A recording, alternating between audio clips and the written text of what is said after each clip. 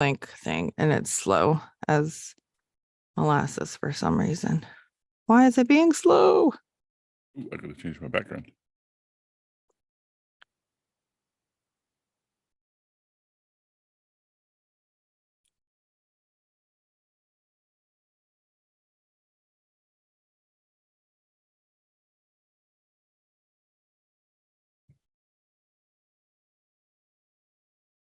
Oh, wait a minute.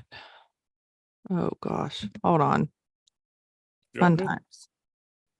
Now I'm late because I'm trying to figure this crap out. I mean, that's what happens. Okay. Apparently we are live already and I wasn't. Okay. So fun times. Welcome to Authentic Points of View. I am your host, Danielle Brewer, and I'm a hot mess as always. Oh, woo. Yay. So I'm excited. I hope this is going to the right place because I literally yeah. Anyway, fun times. So I'm excited about today. It was supposed to be a whole show for Father's Day. And now we have one awesome father. So we're going to actually just talk about a whole bunch of stuff and it's going to be fun, but it's going to be a roller coaster. Okay. So Shane Thrapp, what's up? Hi. Welcome. Hey there. Thanks for having me on again. I appreciate it. You're welcome. So you're on season 2, I believe, or season 1. I don't even know. Yeah. Then this is season 3, and I'm excited. Thank you for coming on. And happy belated Father's Day. Yeah, I had a good Father's Day, by the way. It was actually a lot of fun because it was also my wife's birthday. And so we got to go out to eat. We got to go like have fun with the kids, a whole bunch of stuff. So that's so awesome. I'm glad that you had a good Father's Day and happy belated birthday to your wife. So you have twins. And sure then did. How old is your oldest son now? My oldest son is 20 and my oldest daughter is 17, 16, 17, I think. Okay. And then I've got the twin 4-year-olds. Oh, 4. Geesh. Okay. So, what? That's a lot. Okay. Now, if people don't know, you are an ADHD life coach. Yes, I am. It's really awesome because you diagnosed me. I'm just joking. Just joking. You don't diagnose people. Right. Just a joke.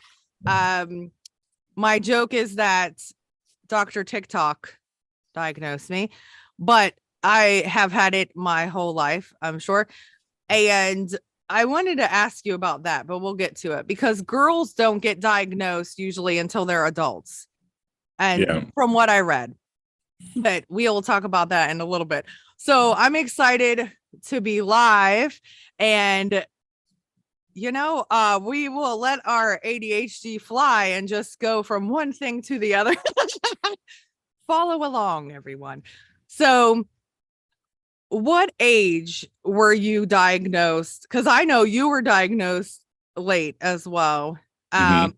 What age were you diagnosed with ADHD and how did you figure it out? So my oldest son, the teachers called us and they were like, well, we think your son has ADHD. And my ex-wife was very anti-mental health and I just wanted to be there for him, right? And so I started just learning everything I could about ADHD. And this was back when I was 29-ish and everything. And I just met my now wife. And we I was like, man, there's a lot of stuff here. And I kind of, I went into the room and I was like, hey, Darcy, I think I have ADHD. And she's like, oh, honey, you didn't know? And I'm like, no, I didn't know. She's like, oh, I just thought you were being a dude about it and you just ignored it. I'm like, no, I just didn't know. And she's like, well, yeah, I'm fairly certain you do. But it was complicated because go to a psychiatrist and I tell them what I'm dealing with, and they're like, "Oh no, it doesn't sound like you have ADHD. It sounds like you have depression." Right? Because I go in and I tell them like, I don't have any motivation to do anything. It's like, kind of blah, And what I didn't realize was I was just dealing with overwhelming burnout. And whenever they tried to give me depression medication, it really made me have a lot of problems. And so I was like, okay, I'm going to get a second opinion. Went to the second doctor and I told him what I had been dealing with, but then there had also been some like really weird highs and lows. And he was like, "Oh, it just sounds like you have bipolar disorder." Mm. All right. So we wound up moving a couple of years later, and like I had been trying different bipolar medications. That did not work very well, except for a mood stabilizer. That wouldn't actually help me quite a bit. And I went to a new doctor, and I by this time I'd been researching ADHD for 3 years.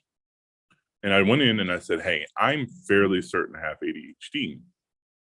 And she was like, "Well, let's go through this and we'll see." And so as we're going through the testing and everything, and she's asking me all these questions, and everything, I was just like, "Yeah, I deal with that a lot, and it's just like from 1 to 5, how often does this happen to you, right?" And about halfway through, she was like, "Stop." She was like, "Are you masking or something?" And I'm like, I have no clue what she means at this point. And I'm like, and she's like, "Because you just seem very stiff. Can you just relax?" And I was like, "Well, if I relax, that means I'm going to do some weird stuff." And she's like, "What do you mean?" "I don't know. She's like, "Okay." And so I stopped looking her in the eye, right? I started just kind of letting my hands do what they normally do, which actually are watching me do it now. My legs started doing their thing, and I just have tics. Like, right, certain questions will make me tick, certain things will make me tick, smells will make me tick. And as she's asking me more questions, and I kind of feel like 100 questions into it, I'm like, "Oh my god, my brain is dying." And she's like, "I'm gonna ask you a few more questions," and I'm like, I was like, just diagnose me or something. Tell me you don't have anything." She's like, "No, I think you have ADHD. I'm fairly certain about that." I'm like, "Okay." Oh man. She's like, "I also think you may have autism." And I'm like, "What the fuck?" I'm sorry, I don't know if I'm allowed to curse. But no, so she was like, "I'm not sure though, and the testing for autism is pretty expensive at your age. I don't well, we'll look into that later, but yeah, I definitely know you have ADHD, and I think you have autism." And I'm like, "All right, so what does that mean?" She's like, "Well, we're going to try out some medications." And so that was a slog. About a year and a half later, we found a combination that really worked for me, which is pretty common actually for people with ADHD, like because it's a cocktail of stuff that you deal with. Because it's not just ADHD; it's also comorbidities like autism and PTSD and depression, bipolar. All of these are just like comorbidities that go along with autism. And a couple of years later, I was in a better place to be able to afford the autism test. And so when got tested, I actually was, diagnosed with that. They call it Asperger's. We're not supposed to call it Asperger's, but I don't have as severe social issues as other people. I like certain things, like I don't like looking people in the eye, right? I have the hand twitches and the stimming. I have the need for structure and order around me, and I need to have like a lot of there's certain food textures and certain clothing textures I can't stand. I have to have things in just like specific spots or I lose my shit. And but yeah, that whole thing was from 30 to 34. And then 36 was when I finally was able to get the autism diagnosis. I'm 42 now. So Awesome. So yeah, so that's a lot to deal with. And my son got diagnosed with ADHD at 4, but he was severe. Like he was born with it. Okay. mhm. If they diagnosed babies with ADHD, he would have been diagnosed. he came out literally scratching himself, moving like as soon as he was born, and he never stopped moving, and he never slept. And I remember going to the doctor for my follow-up, and my eyes were so black and sunken in. And the doctor looked at me, and now, mind you, I'm 20 years old with two kids, okay? And they're a 2-year-old and a newborn. And so that's a lot anyway. And I was in an abusive relationship, so that wasn't fun. But the doctor looked at me and goes, "Are you okay? Have you slept?" And I said, "Probably 3 days out of the last 6 weeks." And he goes, "What?" And I said, "Yeah, probably." And he's like, "Huh?" And so that's was my life. And I lived in a homeless shelter too, in a little apartment in the homeless shelter. And so trying to navigate that. But he, like, at 2 months, he would rock back and forth. We couldn't get professional pictures of him. Like, he never sat down to eat when he got older. He never watched TV. He didn't care about stuff that kids cared about. Like, it, he was just, he was he's so smart and awesome. He started walking really, really early. And the funny thing is, he was huge, like huge. He was 30 pounds at 6 months. And so people thought he was a lot older than he was, but like he was like 8.5 months, and he was so big, but he was walking. He just always moved. And so smart and so like full of life. But at 4 years old, he was beating up everyone, and he just couldn't contain his energy. And he was bored at preschool, and it was just a lot. But I'm glad he got diagnosed, and I tried all this stuff, like no red dye and all these foods, and don't eat this, and don't added sugar, blah blah blah blah blah. And that was hard because I couldn't afford a lot of stuff. I was young, and but I wanted him to be able to thrive and learn. And he was just so full of like energy that he couldn't focus at all.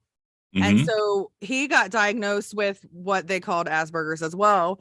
But maybe at, I think, 6 or so, and he had a hard time reading and all this stuff. And he went to this place called Easter Seals, which was amazing, and did this astronaut program, and had an occupational therapist. And then he started doing amazing.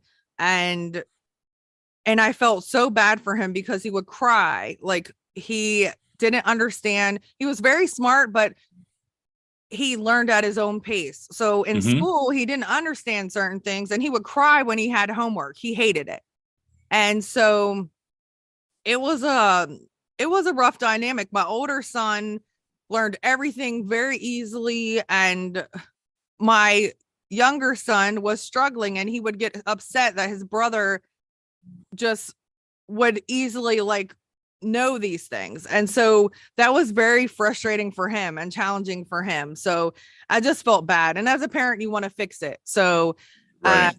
yeah, but now he's doing amazing. He is 20 years old, and just turned 20 years old actually 12 days ago, and has a new place, and just moved to North Carolina with his girlfriend. I'm putting his business on blast. And he's doing great, absolutely great. I'm so proud of him. He's like able to focus. He got promoted at his job that he was working at, and was a manager. It's just awesome. But anyway, so it was a journey different than yours. But when your son, when they started saying that, how old was he at that time? I want to say he was around 8 or 9, I Okay. believe. Do you find, now that you're a coach, do you find what do you think is the typical age for boys usually that get diagnosed? It honestly kind of depends on the severity, right? Also the resources that the parents have, right? Um, so we know from when it comes to ADHD, most children who have it have certain genetic markers. So there is a, whether it's a predisposition to having ADHD due to environmental issues, or just an actual, just like they have ADHD, it's just kind of that one's kind of up in the air. Still trying to figure that one out. But we do know that there's differences in the brain structure. There's differences in the 7 different areas of the brain where there's certain different sizes, the communication channels, the dopamine and things like that don't quite communicate quite as effectively. And this just kind of leads to children with ADHD being a little bit neurodevelopmentally behind their peers, neurotypical peers. And the thing is that they're not stupid. You know, they, like you said earlier, they just learn at a different rate, and they learn different things, based on their capabilities. Unfortunately, a lot of parents out there don't quite understand this, and so they're like, why does my child act, who is 5 act like they're 3? Why does my child who is 6 act like they're 4? Well, because mentally speaking, your child is actually at that point, developmentally speaking. Whenever you combine things like autism into the mix, you've got to deal with social neurodevelopmental issues, and then so that a child who is 5 probably isn't, may not be speaking yet, or they may speak in different ways, or they may not have the correct language for certain things. And that's very frustrating, not just for the parent who has to deal with this, but also for the child. Of course, yeah. Their peers can talk, right? They want to talk, but they don't have there's just certain parts of their brain that just doesn't quite click together the way that it should. And when it comes to ADHD, like, it's so hard for us to sit still because our motivations as children are so dramatically different than our peers. Everything that is interesting and novel is super fun for us. We want to have those experiences, and anything that's just repetitive and done over and over again, we're just like, that's boring. So watching the same TV shows over and over again is not something that they're going to do as well as or like other children seem to. And being still and like keeping their feet forward. So like a lot of our schools and education systems, the child is supposed to sit with their feet flat, their eyes forward. Does everybody remember those signs that used to be on the walls that say, yeah. But the problem is children with ADHD don't do that, right? We have to move in some way, right? Especially if there's other issues like stimming and things along those lines, and that's just a really big part of it. Now, when we have parents like you and me who are kind of educated on this situation, and we can understand the need for early intervention and not just like drugging the children, medication is necessary for some children. I'm not going to sit here and BS on that. However, we know that therapy, occupational therapy, early intervention therapy, trauma-informed therapy for parents, and making sure that the parents are just as informed as they can be on how to manage effectively with the child, putting in place positive parenting techniques, because children with ADHD and autism don't get spankings like other children. That consequence doesn't make sense to us, because our memories don't work as effectively, so that by the time, the parent is punishing us, we've already forgotten what we did. And so now it's just a parent who we're supposed to trust most in the world is hitting us, and we don't understand why. And so this causes a lot of anxiety to build up, because we don't know why. Like, every now and then just mom or daddy hits me. And even if it's just light spankings and stuff like that, the confusion is still there. And so that's why positive parenting techniques have to be put in. So like putting in place and understanding like, hey, positive encouragement for the things that you want them to do, right? Mm-hmm. Even if, especially if the child is trying to be helpful, like, yes, they may screw up. They may drop the jar that they're trying to bring you. They may spill the cup that they have that they're trying to bring you. When we yell at them or God forbid, hit them because they spilled the cup that they were trying to bring us because they were trying to be sweet and nice and bring us something to drink, what are we doing to them, right? We're punishing the good behavior.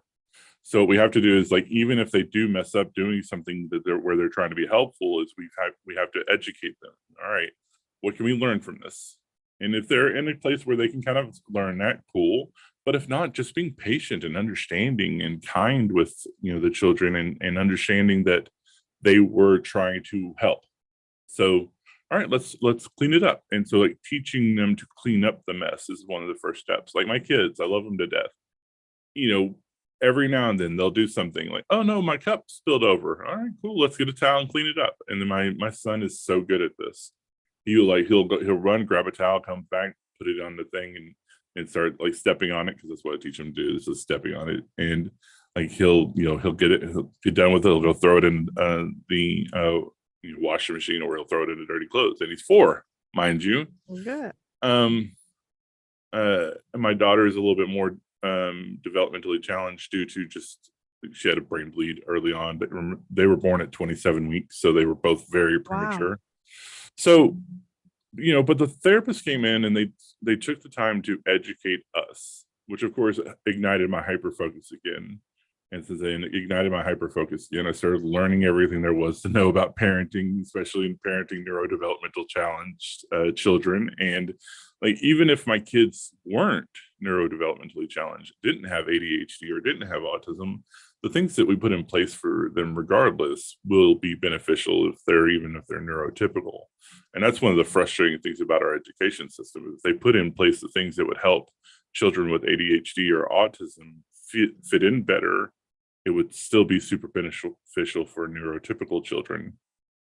So things like letting them start later, right? Not forcing them to be in the age group that they are supposed to be in, but right, starting them a year or 2 years behind, so that they are actually in the mental space to be able to understand the things that you're trying to teach them. I'm a firm believer of kind of letting them, socially speaking, hang out and have friends who are younger than them. And that's not something that you typically see, because they're forced to be in a class that's of the kids the same age as them. But again, they're not at that place. And that's where a lot of the problems come from, right there. Everything I'm mentioning that gets, where the parents are yelling at the children, right? We know that by the age of 10 to 12, that the average neurodivergent child has had 20,000 more negative criticisms leveled against them than neurotypical children. And we feel things more. We take everything that everybody says around us, regardless of what it is, and because of how our brains work, that's how we develop our self-perception. Neurotypical children have a little bit more independence as far as that's concerned. Their brain, they can actually have a better self-awareness, self-conceptualization that's independent of the thoughts and environment that they live in. Not all of it, because that's just how we humans work. But for us, we don't have the same self-awareness, that same self-conceptualization. It doesn't work as well for us. And so we take significantly more of the things that we are told about ourselves as who we are. Yeah. And wow. That's all positive. Good points. Yeah. So I want to touch on a lot of things that you said, because it's like my life, looking back at I didn't understand what to do to help both of my children. Mm-hmm. And so it got to the point where my son was so frustrated, and the first time he got medication, he reacted horribly. He picked up the dining room table at 4 years old and threw it across the room. That's stressful. Holy moly. And he tackled his older brother, who was 2 years older than him, to the point where he almost made him bleed. He was punching him continuously. So what do you do? I tried so many things with him, and I had a great team. Eventually, when he got a little bit older, I had a case manager that was my rock. She was my second parent. She was amazing. She helped me so much. She was such a blessing. I mean, I can't even, like, I left the area that was in Ohio, but if I ever, this is, if you ever watch this, ma'am, I'm not going to call her name out, but if I ever get rich or successful, I'm going to find her and I'm going to buy her something so nice, because she does not understand how she helped me raise my kids, and both of them, not just the one. So the point is that I sometimes I would try timeout. He hated it. Okay. That bothered him because he didn't want to be away from everything. He didn't understand, but I did try spanking him a few times because he was hurting him. I didn't know what to do. And he had to go to the mental hospital at that young of age, and everybody loved him. He was such a good kid. He was such a sweetheart. He was so loving and cuddly, and he didn't like to be touched, but if he loved you, there was a couple of people he would take to, and he would be very loving with them. But it was hard. So there are times that I spanked him. There are times where he would be in a daze where I didn't even know if it was my kid. I remember one time he was standing on the counter, and he was 4 years old, and he was standing on the counter with a glass, and it was like he was going to hit me with it. So the only thing I thought of to do, because I was the mom and the dad, was to try to scare him out of it. So very loudly, I said, "Do it," like that, right? He snapped out of it and he goes, "Hi, Mom." And I said, "Hi." And I acted like it did. I was like, "Hi," because I knew it wasn't him. That sounds weird, but he was in some kind of, I don't know. So I said, "Hi, honey," helped him off the thing, took the glass away from him. And it wasn't a glass. It was like a glass, drinking glass, not like a piece of glass. Mm-hmm. And he went and played. And so trying to navigate all of that, there are times where I spanked him, but spanking didn't mean jack crap to him. He did not care. It hurt his feelings, but he did not react to it as in a punishment. And you just explained it perfectly, because I didn't understand at the time. Yeah. I just knew, if you're hurting your brother, why would I hit him if he was hurting his brother? I didn't hit him all the time. It was just to the point of, if it was something so severe and I didn't know what to do, I would pull him away from it. But there was a lot of isolating, which is, I feel bad, but for him, and I try to teach him and stuff, and I would get help, and I would be like, what do I do? What do I do when he's crying and he doesn't understand? Well, you have to give him breaks. You have to let him learn it on his own, and you have to be patient with him. And so I started implementing those things, but I'm telling you right now, I'm not perfect, and it was hard. And now that I realize that I have ADD, I know 100% I need to get diagnosed, but I really do. And I put everything together of my own life from when I was little. And people would say to me, making fun of me, "You have ADHD." And my family would say, my cousins, they would be like, "We don't want yours. Don't start today." And I'd be like, "Start what?" I didn't understand what the heck that meant. What am I starting? But so now I look back and I'm like, oh crap. Okay. I was driving, but because I just overly cared what people thought. I wanted to do, and I love to help people. I'm a nurse, but of course I was not then. I've always wanted to help people since a little kid. I hated fighting. I didn't understand it. I would go tell and get adults, and people would be so mad at me. "Hey, what are you doing?" Because they loved fighting. I hated that. I didn't want people to get hurt. I didn't understand the concept of that. Why are we hurting each other? It's so stupid. But mine was, I cannot focus, could not focus, nothing. There's so many times that now I think it's really hilarious because I look back and I'm like, okay, yeah, well, yeah. Okay. And so, but as a little girl, I wasn't like my son that moved continuously. My mind moves continuously, even at this. So, and you taught me what that was, and we'll talk about it, what the name is for that. But I knew I was different. I've always been different. And that's what people tell me. "You're weird. You're different." And I'm like, oh, but I love it. I don't care. I call myself, I love being weird. I think it's cool.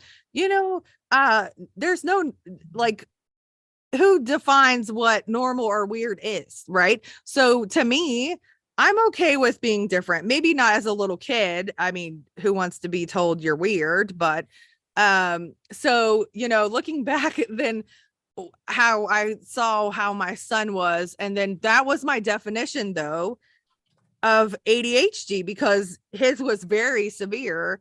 And now, learning and talking to people like you, Shane, that you taught me a lot. And so, and then looking things up and everything, and realizing that there's not just one type, right? There's, and you know, maybe like his, I'm not gonna, I was gonna say something about his dad, but I'm not going to do that. His dad has something, but my son also got diagnosed with, at first it was just like a mood disorder and then bipolar and all that stuff, like you said. And that makes sense, as well.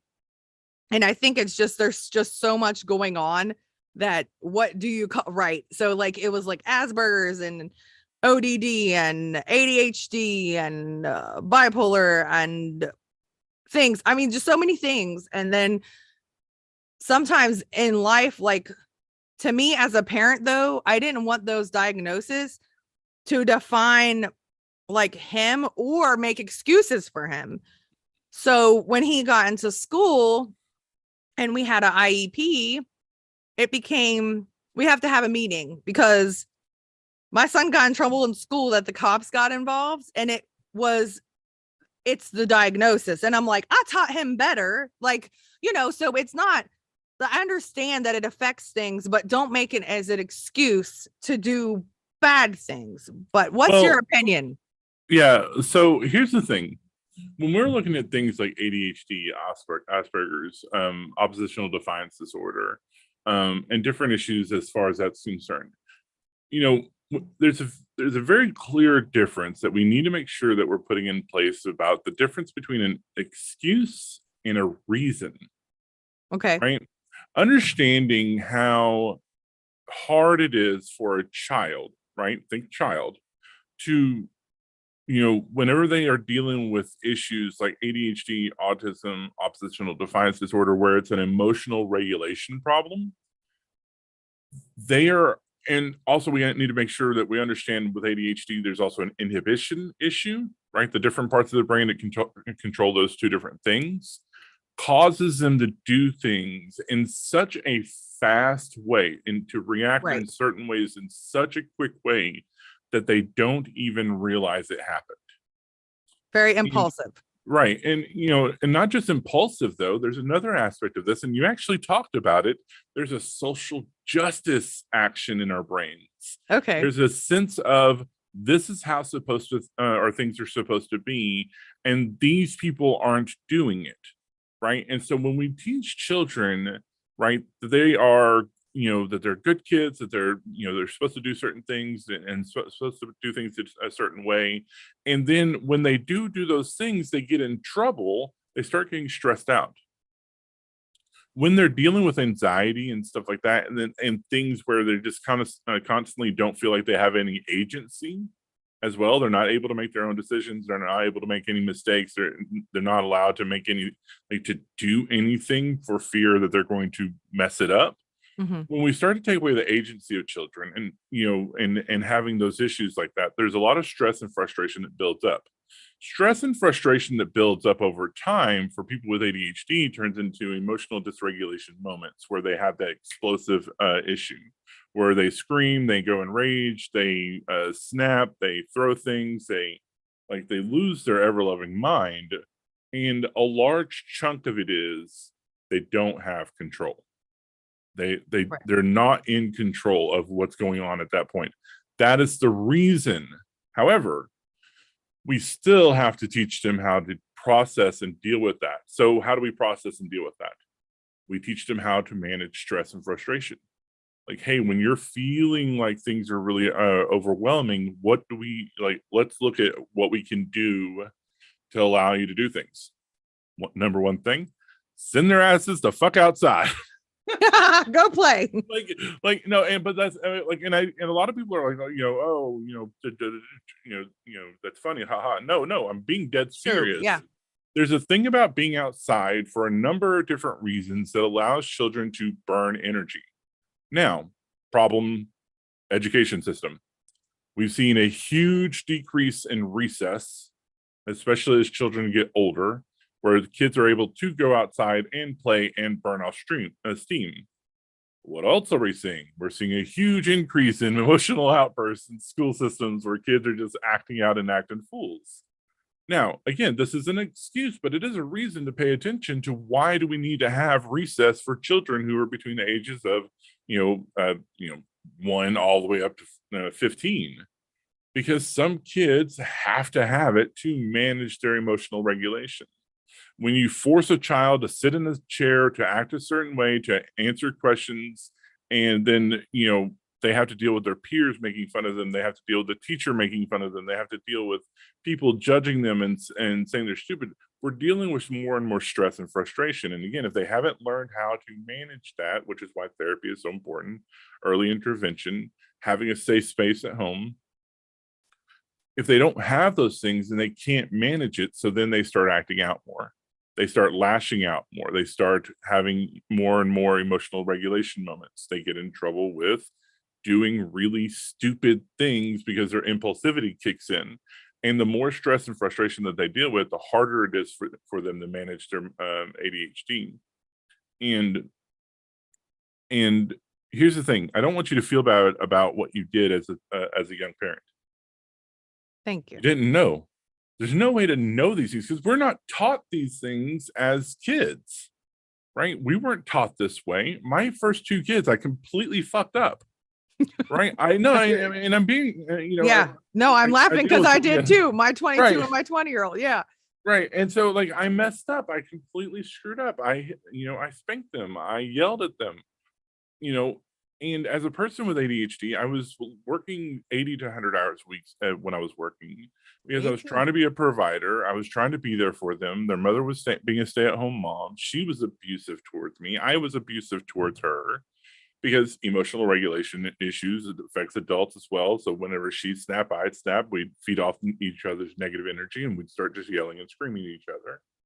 And while I wasn't physically abusive to her or anything, I was emotionally and mentally abusive towards her, and I recognize that now. And I've, that was a big part of the change I made from my 27 to 31 was to really get a handle on what was going on with me. Now, I didn't know I had ADHD and I didn't know I was autistic, but I did know that I just needed to be able to function, and deal with those things. And so there's reading a lot of self-help books and all that whatnot that you do as an adult, and just accepting who I was, right? That's the big thing. That's the stressor that kids have to deal with. Masking. We talked about it briefly earlier. Yeah. Masking starts super young, especially for kids who are in an environment where there's a lot of abuse, a lot of, and I mean a legit abuse where their father, their mother is abusive, their brothers and sisters are abusive because the child just doesn't quite fit in. And school is very abusive because the kids are in a social circle that doesn't understand them because they're not of the same mental age. And so there becomes a point where, since they don't feel like they can fit in, they become somebody they feel can fit in. And if they're in a bad environment and they go to a school that's not the greatest school, sometimes those people that they're mimicking are kids who are more out there, more extreme. Like, that's okay. I can do that kind of stuff too because it seems fun, interesting, novel, fun. Oh, jumping off the bridge. I can do that. Like, oh, they jumped off a bridge. I'm going to jump off that building. Yeah, I'm going to do it bigger. Right. I'm like, and so, and so as they kind of get older and everything, like, if they had, like, you can always change, right? Even as adults with even as parents who have adult children, there's never a point where it's too late to change and be better parents to them and be better support for them, and get help for yourself and get into therapy and find an ADHD informed therapist and find a trauma informed therapist, because we have to have both of them because we had fucked up childhoods and fucked up adulthoods, and we were in abusive marriages, or we were homeless, or we were, by the way, I was same, homeless and stuff like that. But at the same time, once we understand what we are dealing with, it is time to get help, right? Talking to a psychiatrist, getting diagnosis, talking to an ADHD informed therapist so that we start learning the skills that we need to have to manage the different aspects of ADHD, working through things with a trauma therapist so that we can start dealing with PTSD and depression and different issues like that, really starting to understand how to manually manage our emotional output. And what do we do if we do have an explosion? What do we do when we have a freak out moment? What do we do to communicate, hey, this is overwhelming and stressing me out, I've got to take a break? And putting in place boundaries for those people around us who like to push those buttons, and putting in place boundaries for ourselves to not allow ourselves to be in those situations where we get triggered. That all comes from therapy. You know, as a coach, what I do is on the other side of that coin is the practical aspects, right? How do we learn how to understand who we are? How do we, because we've developed this image of who we are that is this horrifyingly negative thing. I am a horrifyingly annoying person. I am really hard to deal with. I am very socially awkward. I say the wrong things at the wrong time. I am dramatic. I am overly talkative. I am, all these negative things about ourselves. We develop this understanding of who we are through that negativity. And so what we have to do is we have to take a whole bunch of steps back and really start to understand what our values are. We need to understand who we are as a person without the negativity being there, objectively understanding who we are. And as a coach, that's what I help people understand. And then practical aspects, like what kind of system do you need? Because people with ADHD and autism need external tools to be able to maintain the same sort of system that neurotypical people have, because that's not how our brains work. Neurotypical people have an internal system that works for them, for motivation, for ability to do certain things, ability to think about certain things in a certain way. We don't have that same system. We have a intuitive system that's more built around in the moment of interesting and novel challenges that have urgency and follow our passions. We don't go to the 9 to 5 and enjoy that drudge work, right? We go to really dynamic fields where there's a lot of action and things change all the time. And there's always interesting things and novel things like emergency services, nursing, doctors, military, police officers, firemen, high-end sales, high-end business opportunities, entrepreneurs. That's what we do because we need those things in our lives. Now, a lot of people fall into the trap of, I need to be like a neurotypical. I'm looking for normal, right? Normal doesn't exist, by the way. There's no such thing as normal when it comes to humans. But it took so long for me to understand those things. It took a 5-foot tall black lady who was my therapist to get in my face and scream at me one day. Like literally, like in my face, like there is no normal. Stop asking to be normal. And it, like for some reason that finally clicked. I guess it was just like, that's just what it took. And all of that is so difficult. Right. And as parents, we didn't learn that stuff as kids. So we carry a lot of generational trauma. We apply it to what we do the best we can, as long as we're like saying things like, I'm not going to be as bad as my abusive father who beat the living tar out of me. So as long as I don't hit my kids in anger, I'm good. Well, I still have to swat their behinds to spank them to get them to understand it, right? That's kind of where our brain goes. But until we get into our upper 20s and 30s and we start really taking the time to learn, we're not in a mental space to be able to put in place a lot of this stuff, especially if we're untreated, undiagnosed, and we're just like in super stressful, high frustration levels of our own adulthood. It's not an excuse, it's a reason, and like we have to recognize it as such. A reason means we have to improve upon it, right? An excuse is, I can't help but do this, and this is all there is to it, and I'm not going to be better because this is why I do it, right? A reason is, okay, what can I do to fix this situation, right? Where do I start? Okay, now working with professionals, that's where you start. Work with professionals who understand what you're dealing with, and then working through a process that's put in place that we know scientifically works for those people who deal with these issues, and accept who you are as objectively as you can. Not the negative shit that you've been told, but who you are now. And then moving forward from there. And that's how we have to learn how to be better parents, better people, better husbands, better wives. It all comes from there. Wow. I just want to say that you're so amazing and you're so smart and well versed and I love it. And you're very helpful. And even though, I say even though because sometimes the way that I speak is confusing to people, but you don't speak like that. So you speak very precise and it makes sense and it follows an order. So that's awesome. And I love the name of your company. We're going to talk about it for a second.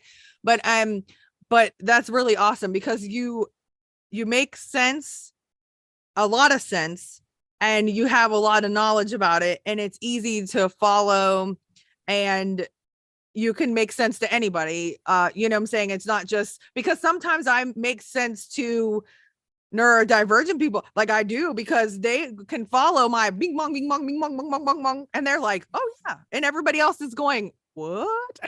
They're puzzled. They have no clue where I went, where I was, what is the point?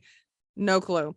But I love that you said that you need to figure out who you are. And I love that you help people with that because you're right.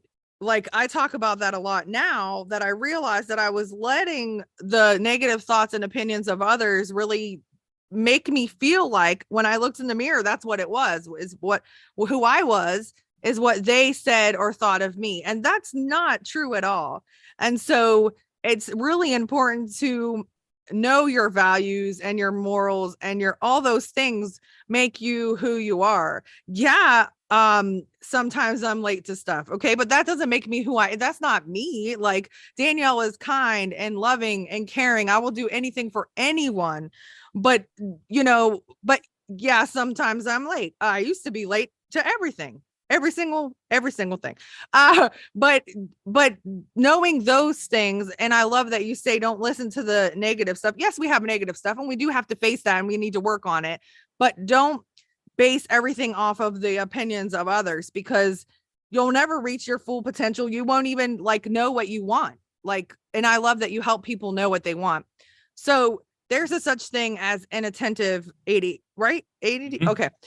And so I think that's what I have. And there's lots of different kinds. What advice can you give someone with any kind of autism, ADHD, anything, bipolar, any mental health disorder? What can you give them to help focus on the task and actually get things done and finish them? Because I will start 240 things, right? But do I finish them is the question. So what advice can you give?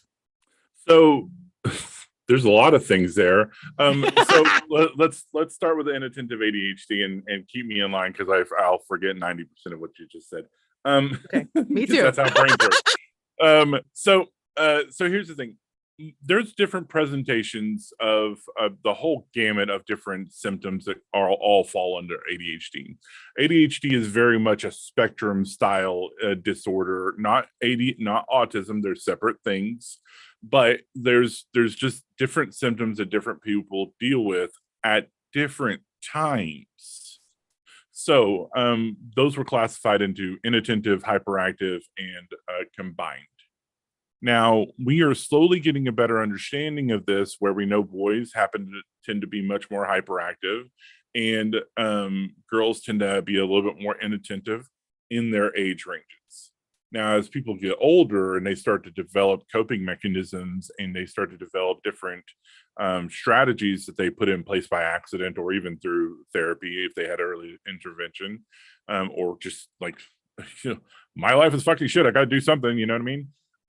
They start to develop these different coping mechanisms, and then we start seeing people really having more combined systems, and and then how a person goes into the doctor and starts getting their diagnosis is where we see people starting to say, okay, well, you have inattentive or you have hyperactive. Very few adults have hyperactive, by the way, but inattentive ADHD is a hyperactivity of the mind.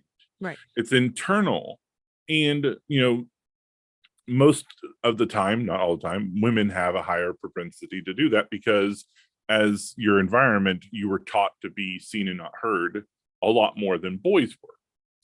And so it just kind of it depends on your upbringing and what you were taught that you were supposed to be and how you should be to how you present in the future. And that changes over time, depending on your environment and what you're allowed to do and what you cope with and how you deal with the frustration and stress and things of that nature. Now, how do you deal with mental health? First, see a professional, see a therapist, get diagnosed with the things that you deal with. If you need medication for emotional regulation, that's very often the case. Be open to it. If you need medication for ADHD and a doctor wants to prescribe you, it's a process, and take the time to go through it. At least try that. But the big things that work is therapy, ADHD informed therapy, trauma informed therapy, and then kind of moving forward from there. Now, hobbies, jobs, relationships. How do you stop from bouncing from one to one? Well, you don't. So first of all, you have to understand your motivations. And I kind of go back to what I said earlier, interesting and novel challenges that have urgency and follow our passions. People with ADHD's passions change pretty dramatically over time, often. Yes. It's the new shiny. And how do we stop from doing that? Well, first off, recognize your process, right? Where do you normally stop? Right? Do you get through the creative process, and then when you get to the monotonous shit, you're like, oh, I'm done. Right?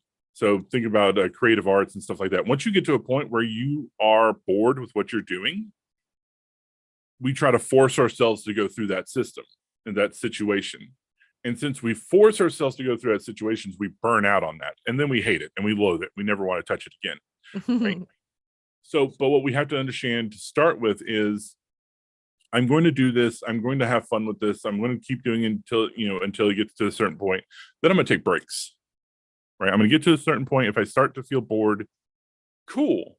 Right? I'm going to not do that anymore. I'm going to switch to something else and be okay with that. That's the key. It's being okay with that, because then later on down the road, you're going to meet somebody, you see something and it's going to remind you that you got that thing, then you can go do that thing. Or you can hobby swap and you can sell those things to other people who are interested in doing that because you've never touched it again. Be okay with that.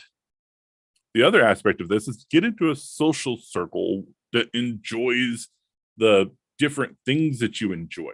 There's almost always a trend of certain things that we always enjoy. So some sort of artwork that we do. So maybe we go from painting to pottery to sculpting to all these different things, but it's all art creative stuff. Well, if we get in a social situation a social circle where a lot of people do those different things, we can maintain ourselves in that situation for longer periods of time. But again, when we get bored or anything, we have to shift to something else. So if we go from painting to glass work, be okay with that. I'm going to do this painting while I'm happy with it. But there's so many different ways to be creative in that realm. So there's always something new to explore. It's okay to bounce from thing to thing. Be okay with that. You're going to do it. You don't have a choice in the matter. That's just how your brain works, right? Also, work on not hyper-focusing. Set time limits for how long you can do a thing. So an hour a day, 2 hours a day, 3 hours a day at most, right? When you set those time limits and don't let yourself get lost in it, then you don't burn out on it as fast. Mm-hmm. If you don't burn out on it as fast, you can enjoy it for longer. And so kind of making sure that you're paying attention to those different aspects of that. The final thing is just recognize the trend of the things that you enjoy doing and just kind of follow that. This applies to work. Your work is almost always going to have something similar amongst all the different jobs that you really enjoyed. Not the ones you didn't enjoy, because those all fucking suck and we were just working for money. But the things that you enjoy work-wise, find that trend. Those things that you enjoy hobby-wise, find that trend. Those relationships that you really enjoyed, find that trend, as long as it's not toxic people that you just allow to run over you.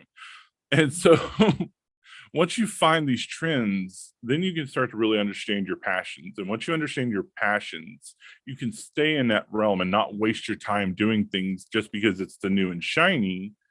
You can sit here like, that doesn't really normally, mesh with me.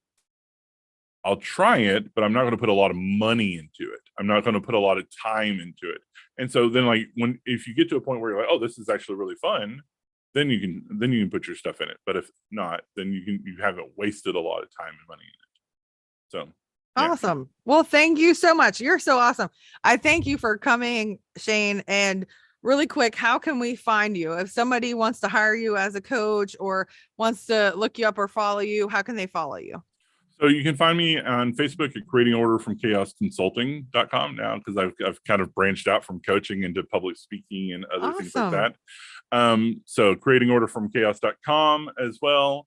You can also find me at the Men's ADHD Support Group on Facebook. We are a nonprofit that is devoted to helping men learn and understand about ADHD, mental health, and how to get support and ask for help and understand, like, we're trying to redefine masculinity to be this positive thing. So men's ADHD support group.org. We're newer nonprofit, but we're working with Chad, working with Ada, and a large number of different ADHD organizations as well. So that's where you can find me. Thank you. This has been so informative. If you have a family member or you yourself has ADHD or autism or anything, I hope that this helped you. Go get diagnosed, go get help, get some therapy. Thank you so much, Shane. This has been so awesome and fun, and I really enjoyed talking to you again. And I hope you have a great day. Thanks everybody for watching. Thank you. Bye. Talk to you later.